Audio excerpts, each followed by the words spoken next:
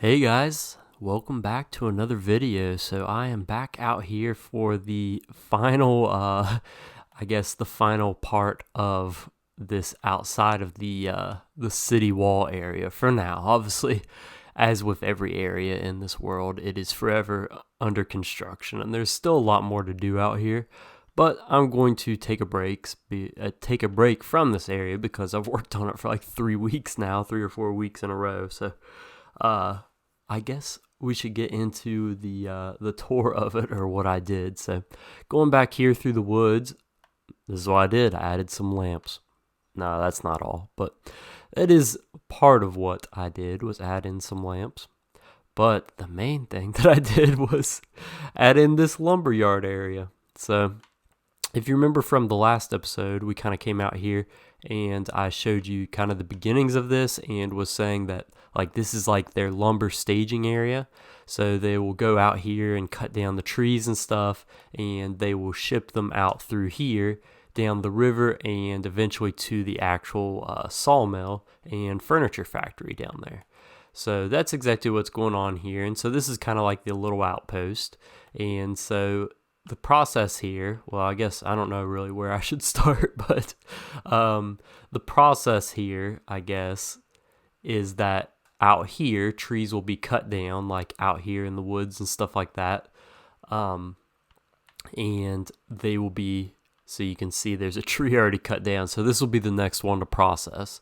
And so they cut this one down, and let's see, let's actually add something here because I think it would be cool to have the actual stump here. Yeah, that makes it look like it was actually just cut down. So that's what's going on there. And probably we wouldn't have this because it would probably have fallen and like tore down some of that. Something like that. But so anyways, the logs are taken through here into the actual like sawmill unit here. And they're put on this like track, and it goes down through here and it's cut into pieces that can be shipped. And so they roll it from there on down to here, and then this like little like crane thing, this rope comes and picks them up. So you attach it on to these points onto the log, and it will take it, and like you can run it on like a pulley system that's connected up there and run it all the way down to here, and it'll drop off here. From there, this crane will come and it'll pick it up and load it onto these rollers and this switch here. And so this is just my normal crane design. I really like it, so I keep using it, but I think it looks cool. But the log will be loaded onto here, and these like little levers, they will push the log up onto the tracks, and then from the tracks, the log is just rolled off into the river here. As you can see, these logs have been rolled off and are currently moving downstream. So that's kind of the idea behind it. And yeah, it makes a lot of sense. This is kind of how it would be somewhat in real life, I would imagine. I'm not too familiar with the logging industry, at least not on this sort of a scale. But I imagine that this could be how it would work. And so you would have like different teams and stuff with carts that would go through and cut down trees and kind of haul back pieces over to sort of this like main cutting area. That's what it looks like in my mind. But also there's like a log staging area. So like if they're not ready for certain logs, then this crane can pick it up and move it over to these kind of like little staging areas. That's kind of what I've got going on here, the idea behind it. And so this one will probably be moved over here because we're just going to assume they don't need it yet. And so that's what's going on here. And then we've got another down tree, which I think I showed you on the last episode. But this path, it just stretches on through here. And as I continue to expand the river and go out through here, then I will continue that. And this will eventually go on to some different stuff out there. So there actually is some pretty cool things out there. Where the end portal is out that way. So this river will eventually lead to that other village and the end portal out there. But as far as this area, I've got like a bunch of just random like clutter and stuff, just making it look like it's used, this area. And this would be like a major shipping area, so you would also see like carts and stuff come through here to bring supplies and kind of take them away. So that's what's kind of going on here with all of that. In the actual sawmill, so I showed you all this, the actual cutting mechanism. This is like a little workshop. So we've got like a trash can here. They're repairing one of the saws, which it's on for some reason, which looks very funny. We got some like water, some storage and stuff down here. Nothing too special with the building. Just a pretty simple design.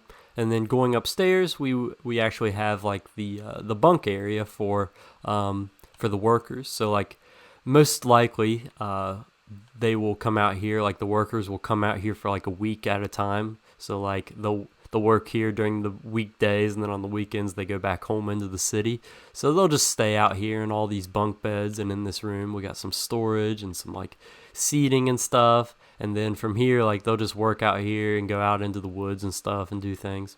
But we've got that, and then through this door is like the main office. So the supervisor will sit here and conduct all his stuff. You can sit here for a meeting. He's got some books, some different storage, a plant, and then he's got a nice view of like the yard out here with the crane and the pulley system, just to make sure everything is going smoothly. And then this is really cool. So this is the first time I've updated a map with the actual field. So the wheat field being fully grown is updated on this map, and it looks so cool. I really love that.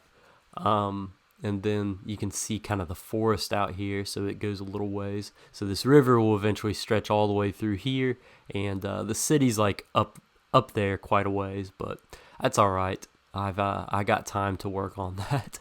And then I might expand the forest a little bit, but you can still see there's quite a few trees that they have still to cut down. But yeah, that's kind of the outlook of this place. And I'm going to be let's go ahead and go on through a little walk back through the city. So in the next couple episodes, I'm not sure exactly what I'm going to be working on. I'd like to work back inside of the city walls just to continue making some progress on that area before I start my next big project. Which, well, yeah, I'm not for sure. There's a lot of things kind of up in the air, but feel free to leave your comments. Oh yeah, here's the sawmill where all those logs are kind of coming down to. But yeah, feel free to leave your comments on what you would like to see in the world.